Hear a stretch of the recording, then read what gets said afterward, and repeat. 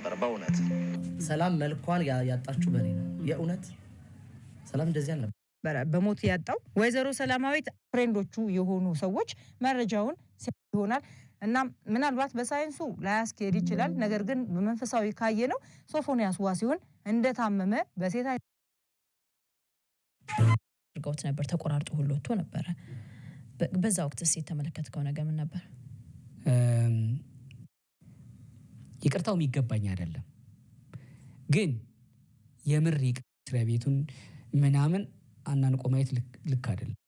በቲክቶክ ማህበራዊ ሚዲያ ላይ ታዋቂ የሆነው አዶናይ በህግ ቁጥጥር ስር መዋሉ ተሰምቷል። የ2018 የኢትዮጵያ ቲክቶክ ክሬቲቭ አዋርድ አሸናፊ ነው የማጣራትና ቁጥጥር ዘመቻ አካል እንደሆነ እየተነገረ ሲሆን ከፍተኛ ተከታይ ያላቸውና ታዋቂ የሆኑ ቲክቶከሮች መያዛቸው በማህበራዊ ሚዲያ ላይ ከፍተኛ መነጋገሪያ ሆኗል።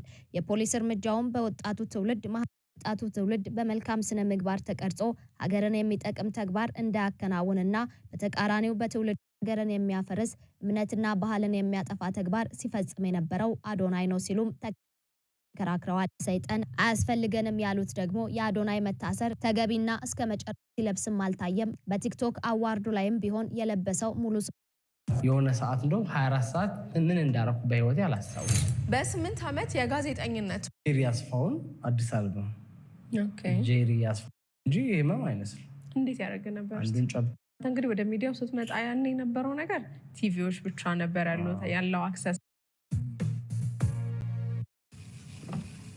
ወንድ ቆንጂዬ ነኝ አለ እኮ እኔን የሚመስል ቆንጂዬ ግጥ ነው የምለው ብለው ቪዲዮ ሰራ።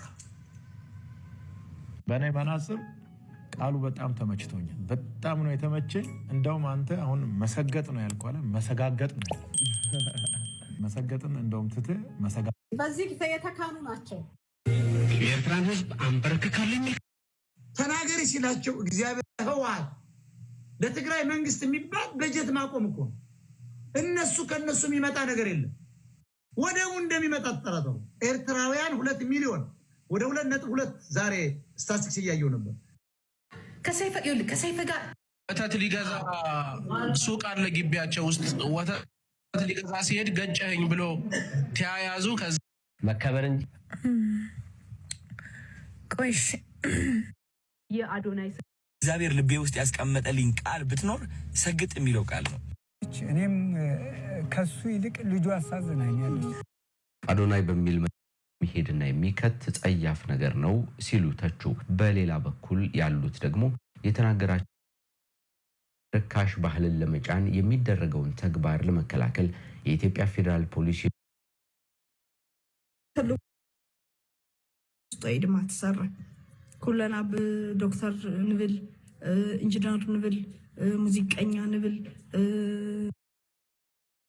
ታዓቲ ወቃ አንድ ሐቆይ ቦነት አዶናይ አሁን የሶፎንያስን ስልክ የመዝናኛ ዝግጅት በአሻሜ ቴሌቪዥንና በዩቲዩብ ገጽ እያዘጋጀ ሲያቀርብ እጅጉን እያዘነች ድርጊቱም የሚዲያ የወጣቱ ቲክቶከር የእውቅና ገንዘብ ለማግኘት ብቻ በማሰብ ሚዲያዎችን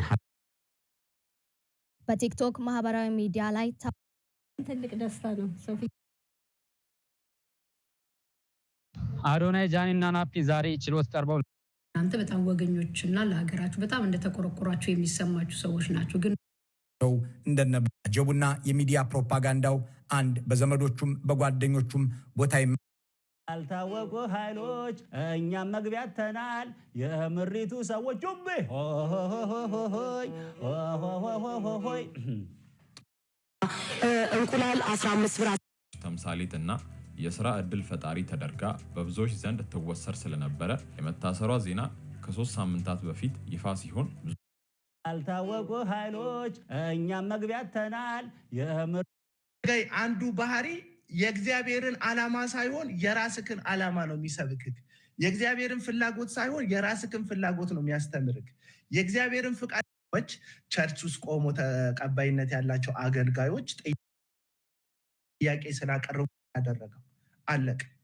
በአንተ ተቀባይነት በኩል ተቀባይነት ለማግኘት ባሉ ለምስኪኖች ለበሽተኞች እንኳን የማይራሩ ገንዘብ አብሮክ ተጠያቂ አይሆንም።